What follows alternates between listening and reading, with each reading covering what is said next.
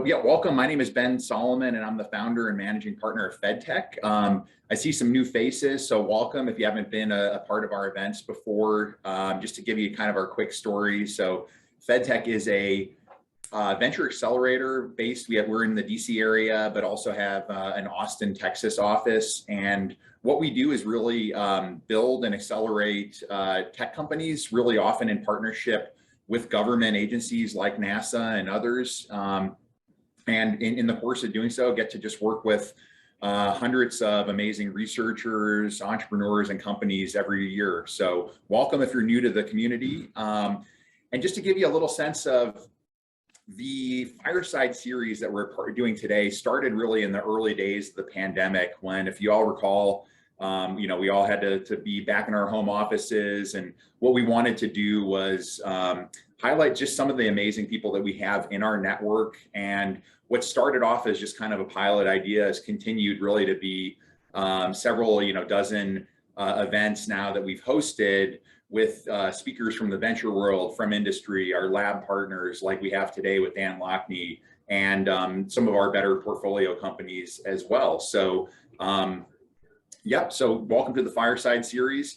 And we're really lucky to have Dan Lockney today. So Dan is one of my all-time favorite people. Worked with Dan through FedTech for really more than 5 years now. And he probably doesn't remember, but literally he responded to a cold email that I had sent just when we were in the early days of getting the organization started, and was nice enough to answer and talk to me. And he's been a friend and a colleague ever since.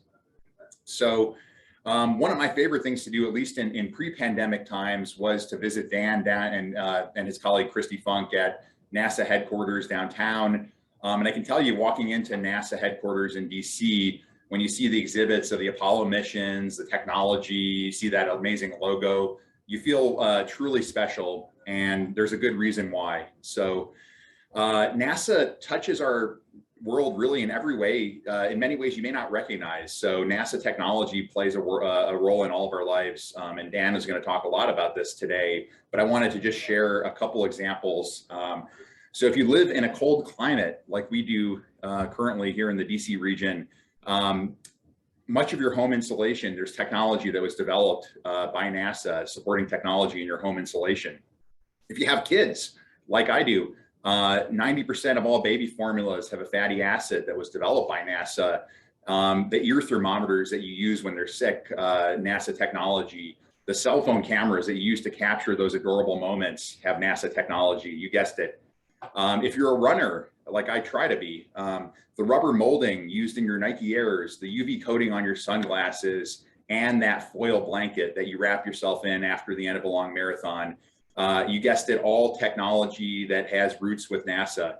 And really, all of these technologies start with a process that Dan's going to talk about today called tech transfer. He's the visionary of that process at NASA. And really, just a remarkable career civil servant. So Dan has spent over 10 years as the program executive at NASA. He's supervised many important initiatives that he's going to talk about, as well as just been a leader really in our national tech transfer strategy, which, again, is just such a vitally important part of US competitiveness, a vital part of, what we do well as the United States R&D community. So you'll see quickly why I consider Dan really one of the most engaging public speakers I've been around. Dan, I can't wait till we're doing these in person again, hopefully soon. And just a little known fact that Dan is also a woodworker extraordinaire. He's built much of the furniture in his house, which is super cool. And for someone like myself that struggles to put together IKEA furniture, I have a great regard for that. So let's jump in. Dan, great, welcome to have you here. Introduce yourself. Tell us about your job. What do you do, and why are you excited to come to work every day? I'm not a petty person, Ben. It was a nice introduction, but I got to go back to, y'all have done dozens of these, and this is the first time you invited me. Yeah. I'm happy to be here. You wanted to work out the kinks, to make sure we were ready for you. Like, I thought we were friends too, and then you've been doing this for 2 years, and you're like, "Oh, am I the bottom of the barrel?" No, this is nice. I'm enjoying it. What was the question you asked me? what do you do? What would you say you do here? Exactly. I'm a people person. No, so I'm responsible for tech transfer at NASA. So that includes beginning to end, collecting all the inventions, innovations, new ideas, concepts, materials, improvements, software, anytime anyone spends $1 doing something for NASA, if they come up with something new, it gets reported to my office. We analyze it to determine how best it could be. First, to see if it works, right? Like, is this a real thing? Because you guys have weird ideas, and we'll put this one back in the oven. But if we do think it works and there's some viability there, we figure out who else could use it, how they could use it, and how best to get it to them. And that's a complicated, convoluted process, which I'm sure we'll get into over the next hour. And then at the end of the day, once we've transferred the technology either to industry, to academia, to other government agencies, we follow up with them and make sure we check in to see how successful they've been, and then help promote that activity that they're using the technology for, both as a means to get the public to use the technology, and then also it's a great marketing tool for that beginning of the process of getting people to use our stuff. We go out and say, hey, NASA developed the cell phone. Like, literally, we have the IP on the, not the cell phone, we didn't do that. The camera in your cell phone. We literally have the IP on the camera phone that's in your Apple, Samsung, Nokia, BlackBerry still a thing. So we still have that. We own the patents on that camera phone.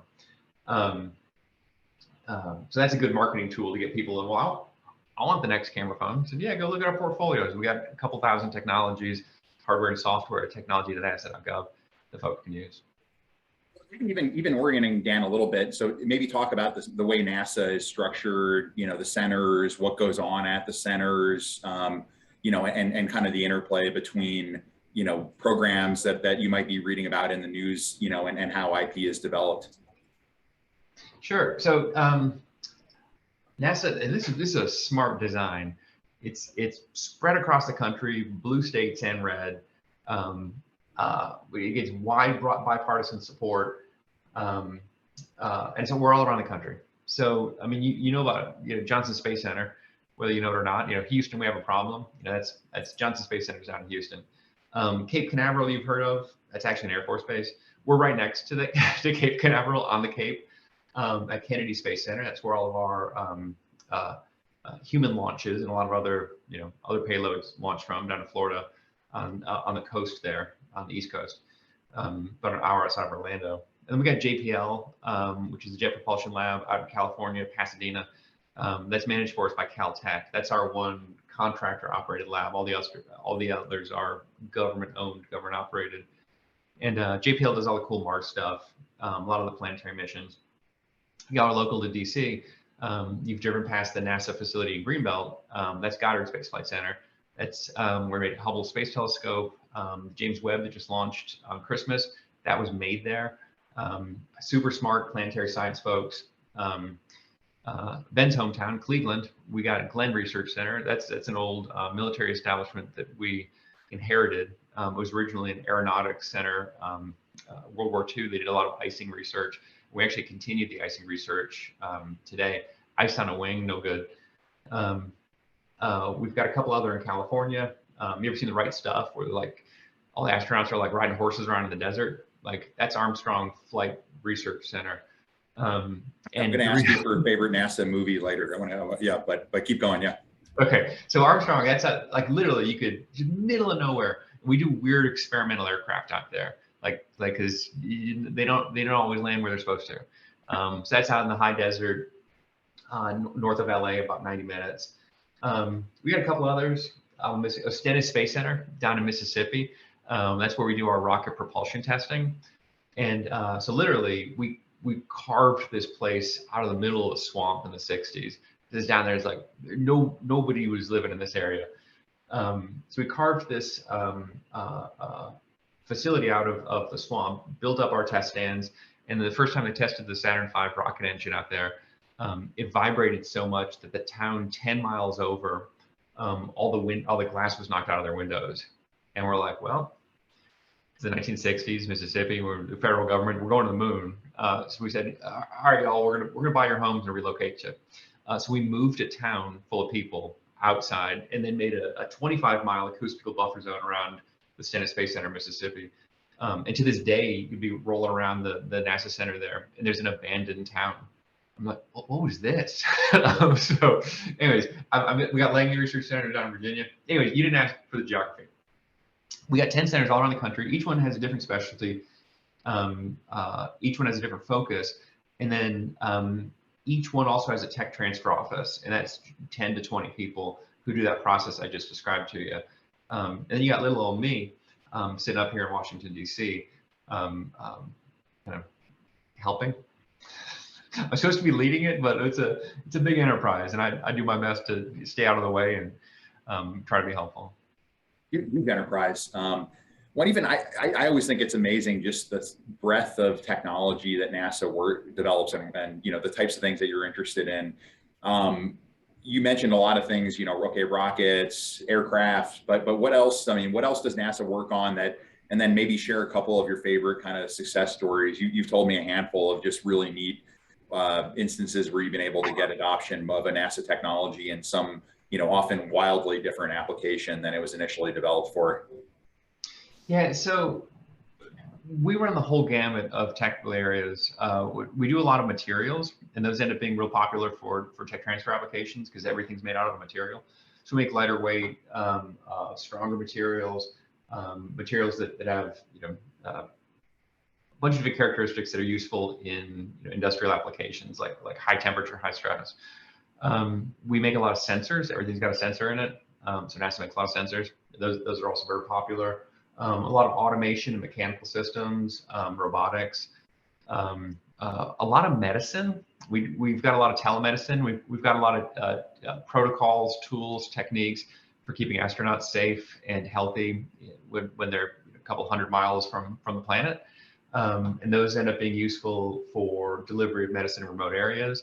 Kind of a random fun one is so in microgravity, you need to exercise, but you're somewhat at a disadvantage. You need to exercise anyways, not just in microgravity. So Ben is trying to be a runner, like everybody go exercise. You got to do that. But in space, it's extra difficult because there's no gravity. So like if you try to lift weights, they're really light, and you can lift a lot of them, but you're not getting the same amount of exercise. So we use things like resistance bands. And the resistance band technology and exercises that we developed for the space station are now commercialized as the brand Bowflex. If you've heard of, have you ever like stayed up way too late and like seen an infomercial for one of those like big Bowflex machines? That has at its root NASA research. That's not the one I was telling you about. We also, cardio is really important. But you know, we have a treadmill on the space station, but you're going to float off of it unless you're strapped down. And then not everyone can use the same straps because different people need different amounts of pressure holding them down. So we developed this bladder thing.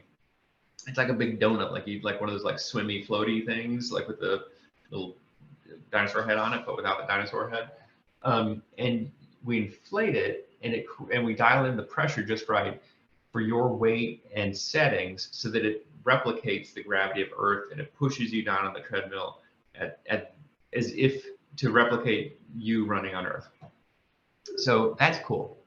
And different astronauts can program it for their different characteristics. So the spin-off or the tech transfer here is we also found that if you flip that device, rather than pushing people down, you can lift them up.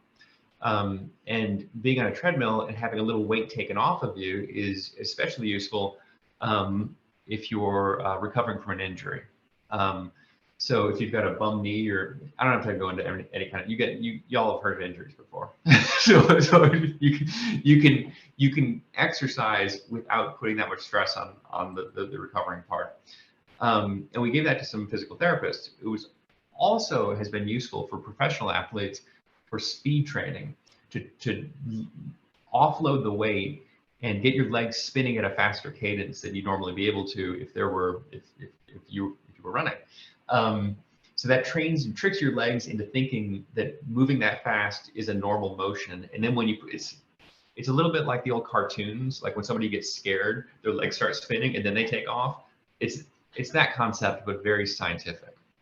So we have found now that most NFL teams have at least one of these in their locker rooms, or in their gyms, I guess. So these devices called the AlterG treadmill, and it's all over the country at this point. Cool.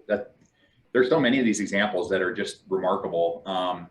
I'm curious, Dan, you know, we always tell our entrepreneurs that we work with that I think NASA is really one of the more startup, venture-friendly agencies to work with. And I'll just to put in a plug for our programming that Dan supports. So our startup studio, right? If you're on the line and you're interested, if your interest is piqued in how do you develop a company around a NASA technology, come apply to one of our startup studios. We'll pair you up with an invention. We'll put you through a process of validating the market and help you be successful. One of our companies just actually was featured on Shark Tank a few weeks ago and did not, unfortunately, get an investment, but has raised several $1 million just to take a new tire technology to market.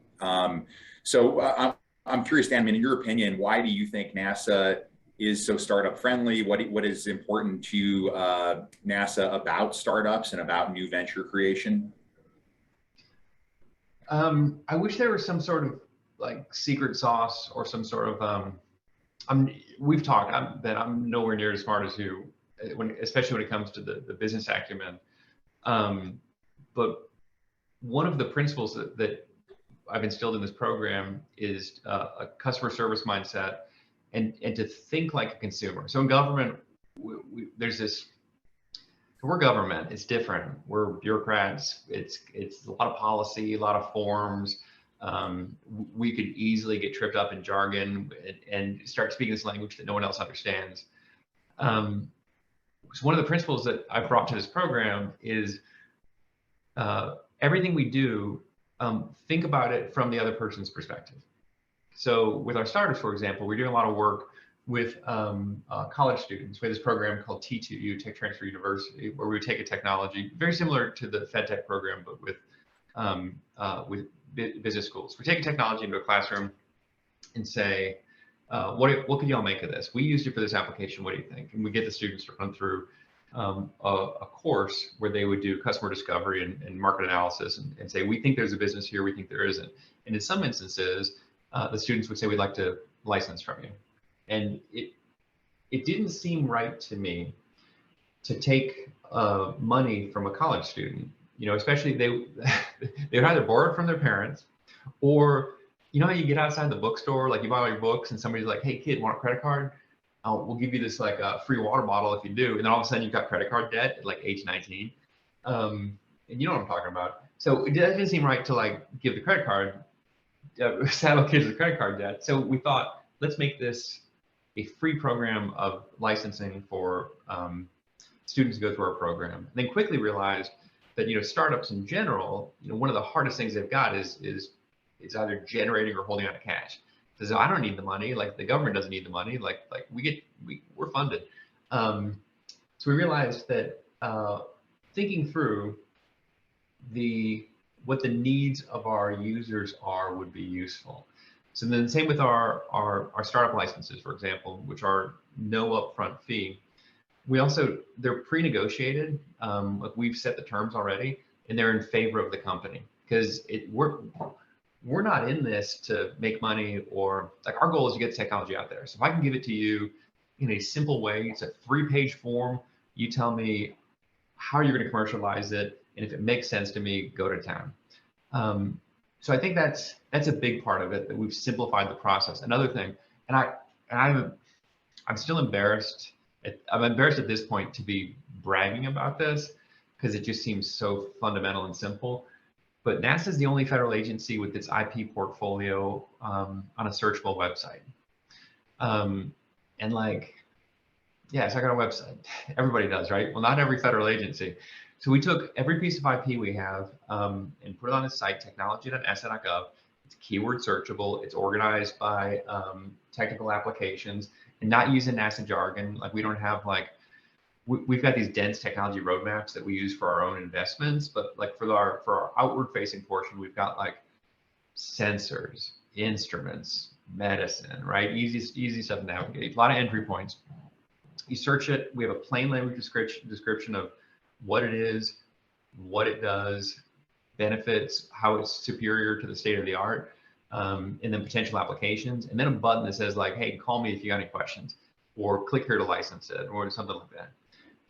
And then we have phone numbers, so you can call us if you got questions. Like there's real people on the other end of it. We have a staff, they'll answer you. So a lot of that basic, like we make the process simple. So that's one piece. And it's a long way. What would you recommend, Dan, like if someone on this, webinar were to call about a technology, what would you recommend they ask? What's their experience going to look like? You can ask the simple, you can say, tell me more about this. We got we have an entry point, a guy named Corey, who's our concierge. And Corey will go, well, what do you think you might be using it for? And he's trained to engage you, and then get you to the right people. Or if you look at it and you go, yeah, I don't need it to operate at this temperature, but what I do need it to do is be a little more flexible. Is that a possibility? And like with materials in particular, like we adjust the recipe. So we can put you in touch with the inventor or get the inventor to answer a specific question. Or sometimes you would say, like what comes with this? Is there a component software package? Do you have testing data? So we've got all that we've made as simple as possible. I'm still answering your previous question, which was how we are good, why I think we're good to work with for startups and in particular. So you've got all that, and then we're easy to work with. On the other end of it, you've got NASA technology, which is really cool. And then you also get the NASA brand.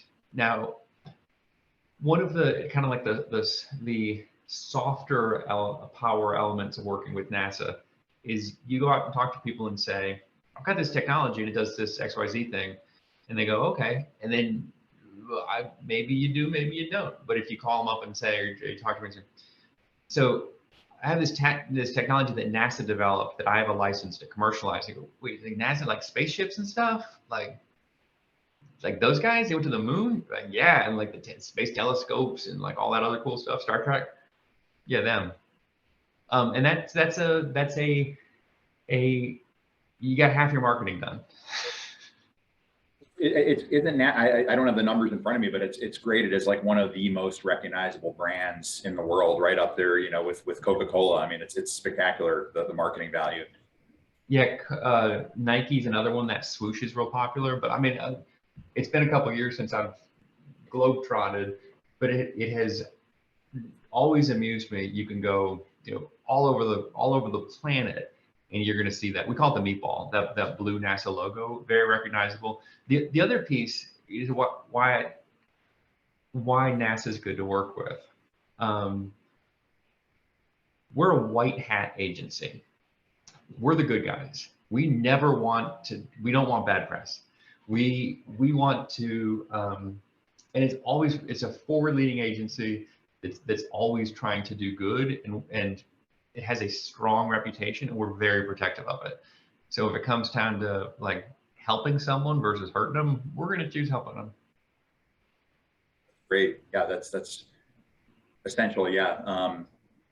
Yeah. And really, I would recommend, for anyone that's out there that's interested in, NASA technologies, I think we'll put a link to the portfolio in the chat. Give it a look. And then I think the accessibility, you will get an answer, if you reach out on the website, and you'll get to talk to somebody in NASA, which is pretty amazing. So I would encourage everybody. So we're going to break for questions in a minute. So please if you click the Q&A icon on Zoom, you can put in your questions. We'll get to literally as many of these as we can. I see them coming in already. Thank you. Let's actually take a small detour, Dan. So I think, I get very inspired when I see people that have had a career, in public service. Again, I feel like this is just a uniquely important, uniquely American thing to get technologies out of our research labs into new products. It's something that, we can do, I think, better than anyone. Tell us about your career. Tell us about sort of the steps, again, what keeps you motivated to be doing this kind of work, and just kind of walk us through your career journey, and maybe highlight some areas also where if you had we're giving somebody that wanted to get into, tech transfer, giving them advice, what would you tell them? Sorry, there's a bunch of things there. Sure. So tech transfer is a multidisciplinary field. It also is a real field. It's a real career. People don't realize this. You can go into tech transfer and like be happy for decades. So it is a real thing. Every research institute, university, federal lab, everybody's got a tech transfer office. Comcast, the internet company, has a tech transfer IP management group. You name it, there's tech transfer. How I fell into it is a non-traditional, non-typical. People ask me, so what'd you do before this? I'm young enough still. I've been doing this for about 20 years now. I'm young enough still that I'm able to, at this point, just say, what did you do before this? But nothing. I've been doing this forever. But I taught high school for a little while. I apprenticed with an electrician. I studied a little bit of carpentry. And my background is in creative writing, and I wanted to write stories. But I was like 20 something, and I didn't have any content. I had nothing to write about. And I said, what's of interest to me? So I've always been interested in nutrition, and in food cooking and nutrition. So I said, you know what I'm gonna go to culinary school, and I'm gonna write a cookbook. I'm gonna write a couple cookbooks, and that's gonna be my career path. So I signed up for culinary school and registered for it. And I had this like sneaking suspicion in the back of my head. I was like, I'm gonna end up in a kitchen, because that's where culinary stuff happens. And I'm gonna be wet. My feet are gonna get wet. My hands are gonna get cut up. I'm gonna end up unhappy, working weekends and nights, and like be careful about this choice you're making. But I was young and ambitious, not ambitious. I was young and I was like, I think I can do this. But I had this like back of my mind kind of suspicion that maybe it wasn't the right thing for me. And I applied for a random job with the NASA Scientific Technical Information Center for Aerospace Information Institute, or some weird thing like that. I worked there for a couple of years, so I should remember what it's called. I came in there and they said, so I didn't believe it. I was like, NASA? Like the job posting was so weirdly written, but it was near my house. Like, all right, so I went in and I applied, and they hired me to write stories about tech transfer. And tech transfer stories are so cool. I've always described them as like Law and Order, where it's like, it's formulaic, and it's the same pattern every time, but it works, and you can listen to 1,000 of them. You could like hear 1,000, and each one manages to be unique. And the format for the tech transfer stories, and it's true at every agency, but NASA's is especially cool because NASA stuff.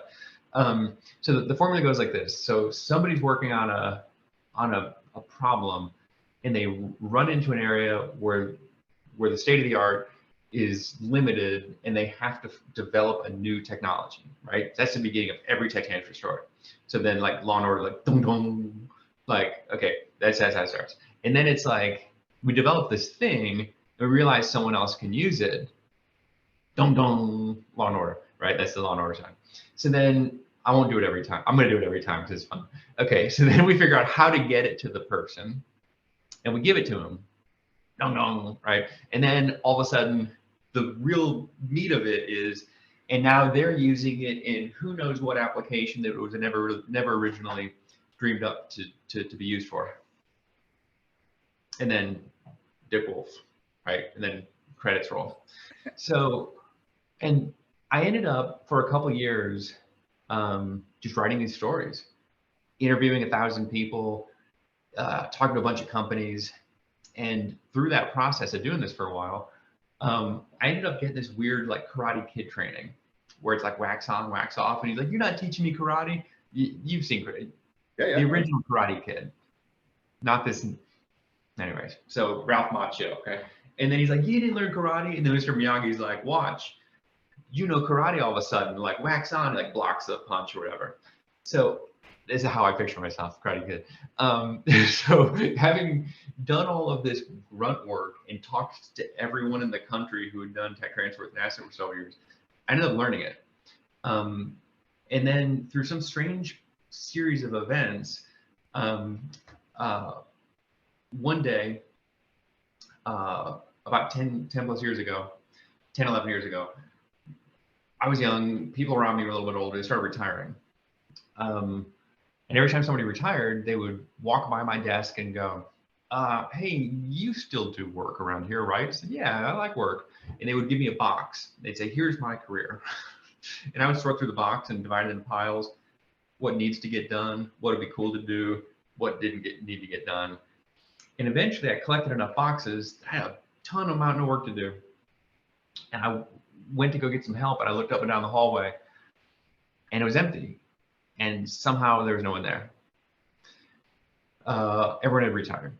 So I went down the hall to see our chief technologist at NASA, who was my boss, and said, hey, did you know that there's no one left in tech transfer anymore with me? And he said, yes. I said, how long has this been? And he goes, it's been a while now. I said, well, who's running it? If everyone's gone? And he said, you are. I go, well, seriously? Like me? You gotta be kidding me. Hold on, I'm just like the guy, I just write stuff. And he goes, no, you've been running it. You're running it. You have been for a while. Wait, seriously? He goes, yeah, you've been in charge for a while. Left, kind of like processed everything. Go, cool, I'm in charge. And that was about a decade ago, and I've been running technology commercialization at NASA for 10 years. Well, it's amazing. Yeah, I don't think I knew the culinary starting point. That's it's amazing. I mean, so if you were kind of advising somebody, Dan, on like even how to get started, how to kind of move even within government, what would you tell them if you were just sort of coaching someone? This is like, it sounds like generic advice, but gravitate toward what you like to do. And also if you're good at something, stick with that and hone those skills. So if you can mix that, I'm good at this and I like to do it, there's no, people recognize the productive folks that are around them. And you know who the hard workers are, you know who the people are to get things done. And if you're enjoying your work and getting the work done, like people recognize it, and you will advance. That's the closest to generic advice for. The other thing about tech transfer that's fun is people come, so nobody comes to NASA for tech transfer. They come for like spaceships and astronaut stuff and time travel, lightsabers. But sometimes everyone who falls into it for whatever reason, some people come into it for promotion, some people don't know what it is and they apply for it anyways. Some people, like, you're working on a project, your project gets canceled, and then the center director is like, put him over here to transfer. But people who come to it, they like it. One of the best things about tech transfer within government especially is you can see the results of your work, and that doesn't often happen in lots of different careers, especially in government. But you put some effort in and you can see the results of it, and that's rewarding, right? I know that's cool. No, so I really think that there could be, hopefully, there'll be sort of more and more kind of entry points from people to get into the, from kind of non-governmental careers to move into the field and learn and rotate and train. But that's great advice. Thank you, Dan. Yeah. So I want to, so we're getting some wonderful questions from the group here. So just please, put in any questions in the question and answer chat. So I'll start to ask you a couple, Dan. So we have about 100 folks in the audience here. So from Yusuf, what is your biggest challenge in transferring technologies from the portfolio to the market? Like when you think about your work, what's hardest? What do you spend the most time kind of thinking about? The biggest problem with NASA tech and translating it to a commercial application is that we don't build technology for these applications. Very rarely do we encounter a company that's also building a satellite. You're probably going to want our component, our widget, for some other purpose, and that's going to take additional R&D and additional investment on the part of the company to get it ready for a commercial application. So yeah, the NASA stuff generally is kind of it's a TRL, technology readiness level. It's a scale that we use, the top of which being like flight ready, the bottom of which is like concept. A lot of our stuff ends up being 4 to 6. But technology readiness doesn't necessarily translate directly to commercial readiness or market readiness. And depending on what the technology type is, if it's something like material where we talked, you can tweak the recipe, and a kind of low to mid TRL, chemistry experiment isn't as is easier to work with than like a low TRL software. Because with software, you expect it to like you double click and it opens, right? So yeah, the challenge of working with NASA stuff is generally, so even if we have built one ourselves, there's no guarantee it's still on this planet. So that's the other challenge. That like, oh yeah, we did build one of those. We wish we could show it to you, but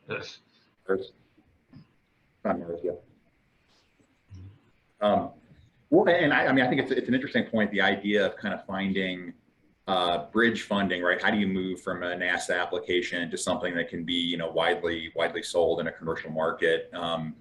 I think our best entrepreneurs that we see really are just remarkably creative in that process, whether it's leveraging, grants, leveraging, angel investments, you got to literally do it all.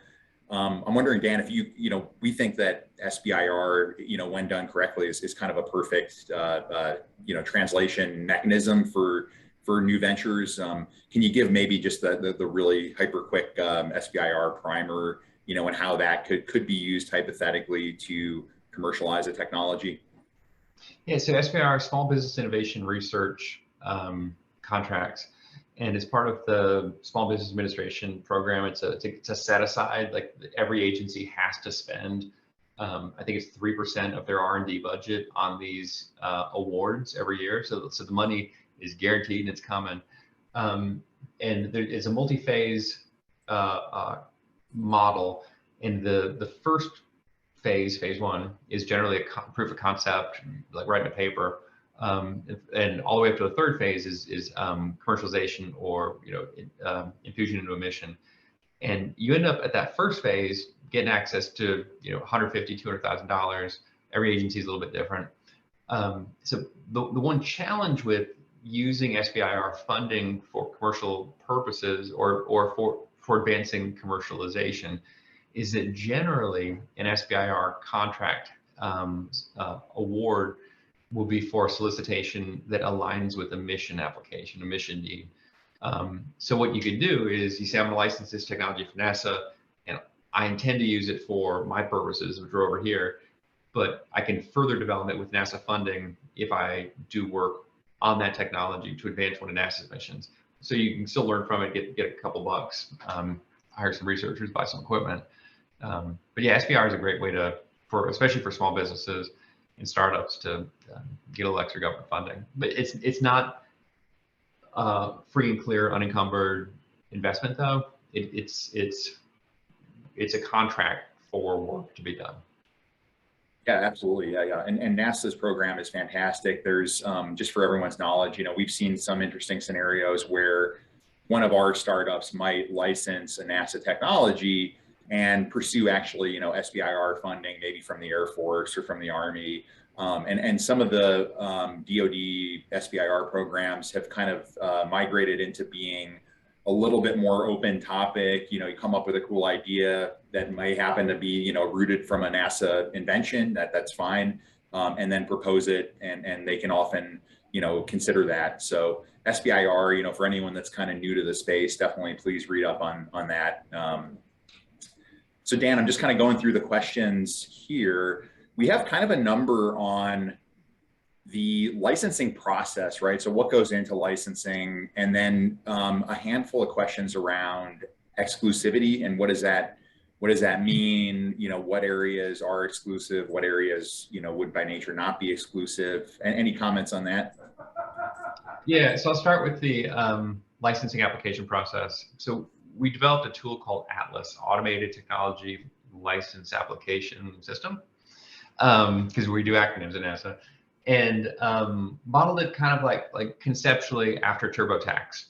Like the tax code is complicated. Like I don't know if I need or have a like 10496A form, but I know whether or not I sold a house, right? So rather than ask people for the 10496A form, we say, did you sell a house?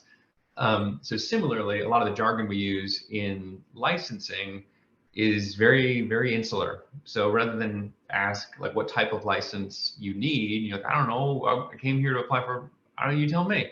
We start asking some intuitive questions like, are you incorporated? Their business, what size is the business? How do you intend to use the technology? Is it for research purposes? Do you have investment capital already? Do you intend to go pursue investment capital? Do you have the technical acumen on staff to handle this type of technology? What kind of background do you have in it? And we ask these questions that then generate the license application. So I think it's, I like the TurboTax model. I think it's very approachable of kind of what would otherwise be a dense subject. And then ultimately, the federal regulation for federal technology licensing requires a commercialization plan. We don't want people just kind of camping out on our IP. We don't want it encumbered with non-practicing entities. And we also, so we want to make sure that you have a plan to commercialize it and you have milestones. We're flexible with the milestones, but really want to make sure that you're on a solid trajectory to be able to create a product or service or bring this to the market somehow before we assign a license. As far as exclusivity goes, we're able to grant fully exclusive licenses or partially exclusive licenses, and partial is generally for field of use. Like you can use it in maritime, you can use it in agricultural applications, fields. Or the preference is non-exclusive, which means that you have a license to use it. The general public wouldn't be able to do it. However, as a licensee, you do have that authority, and then NASA will defend your authority to have that it is to have the exclusive access provided by the license.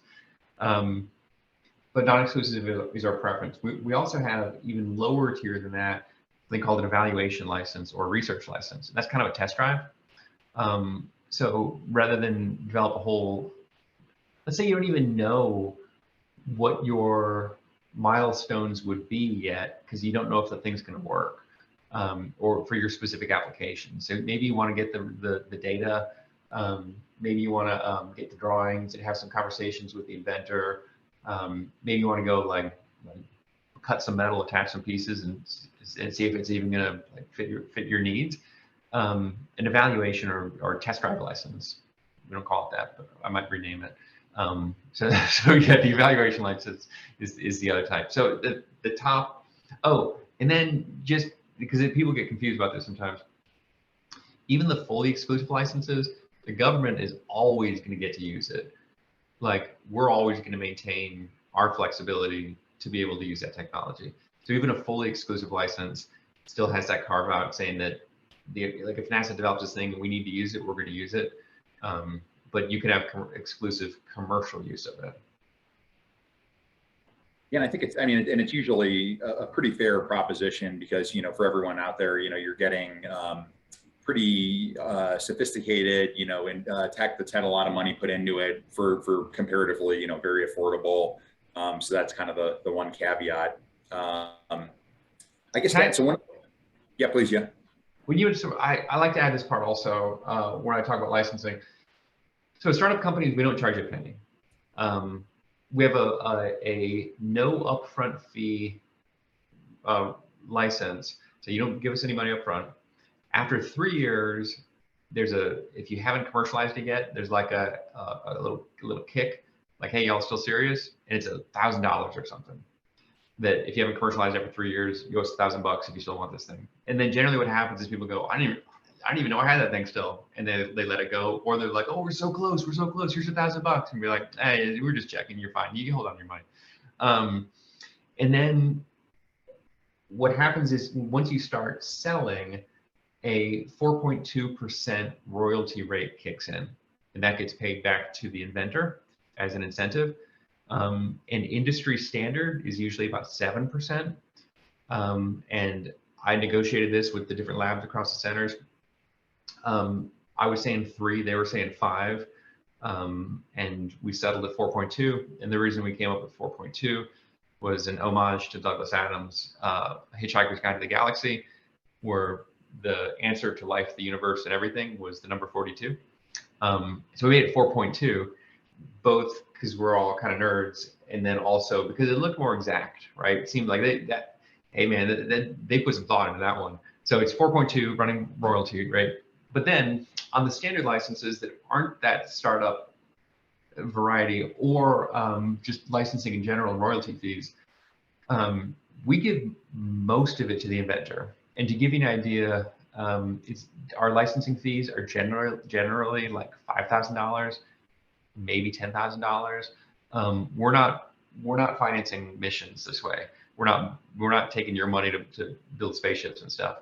And then the inventors, to give you an idea of like how it works out for them, nobody's getting like airplane rich or helicopter rich or boat rich, like maybe moped, maybe any vehicles. Yeah, hopefully some vehicle type.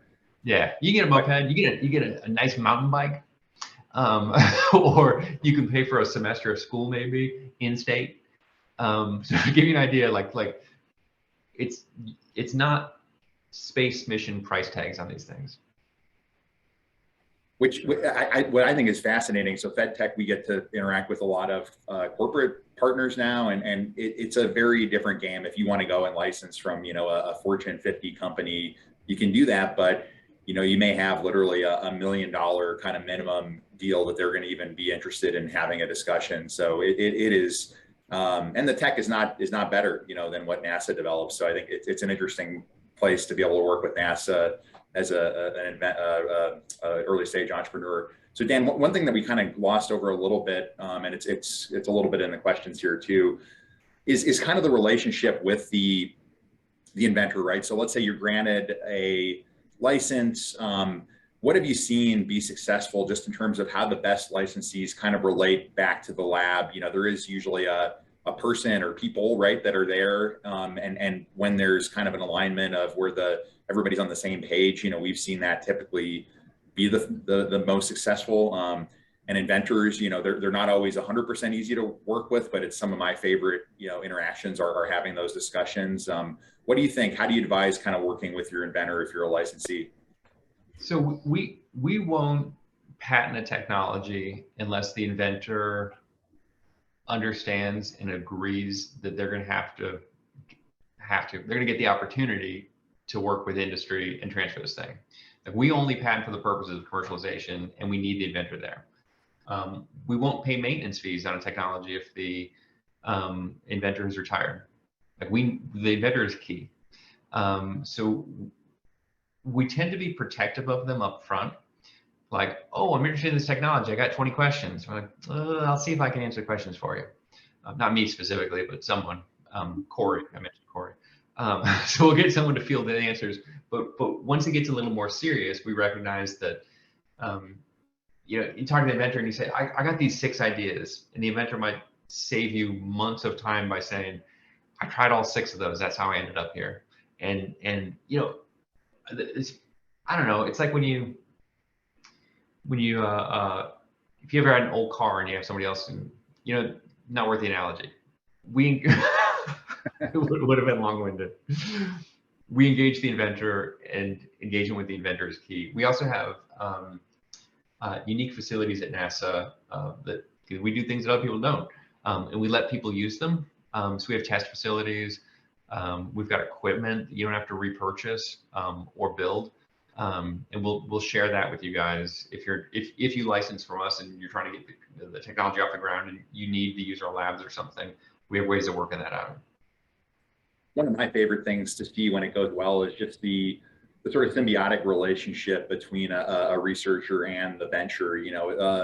It's kind of a misperception that, oh, these researchers in NASA, or in where, it could be anywhere, it could be DoD, that they have an interest in being entrepreneurs. 99.99% of the time they actually don't, but they also are just so motivated to see their technologies get out and be used and become real, right? As Dan mentioned, a lot of times, right, the work that is being done in a lab is going to be well past someone's life before, that may actually become, visible in any large way. So we just have seen, more often than not, wonderful kind of friendship and symbiotic, kind of alignment that happens between the startups and the inventors.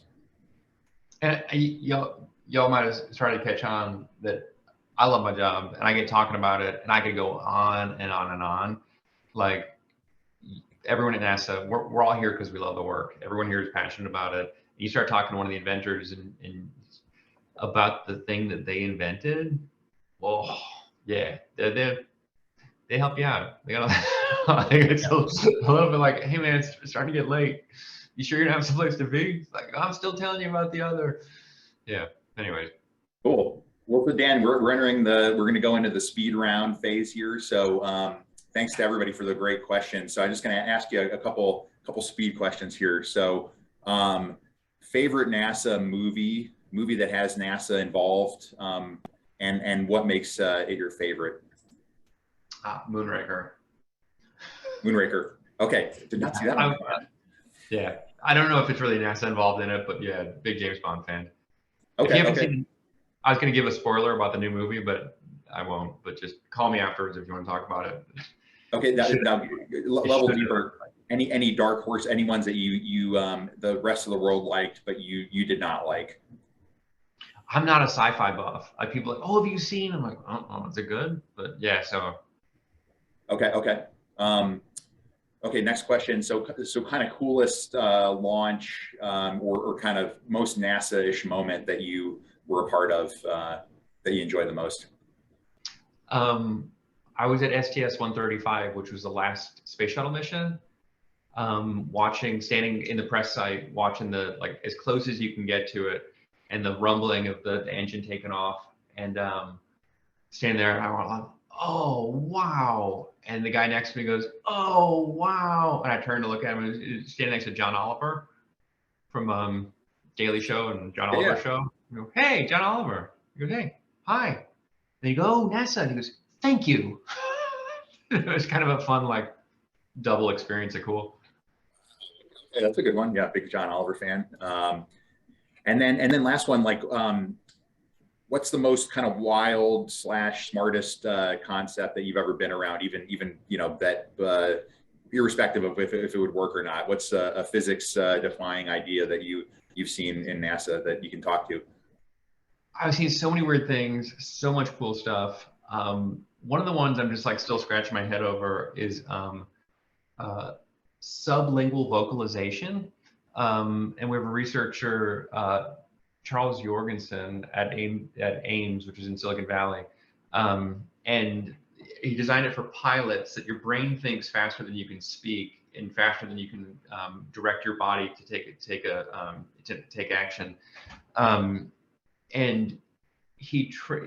when you think a word, you send electrical impulses down to your throat. So put a series of sensors on the throat, and you can think a word, and the sensors can interpret what word you were thinking before you said it.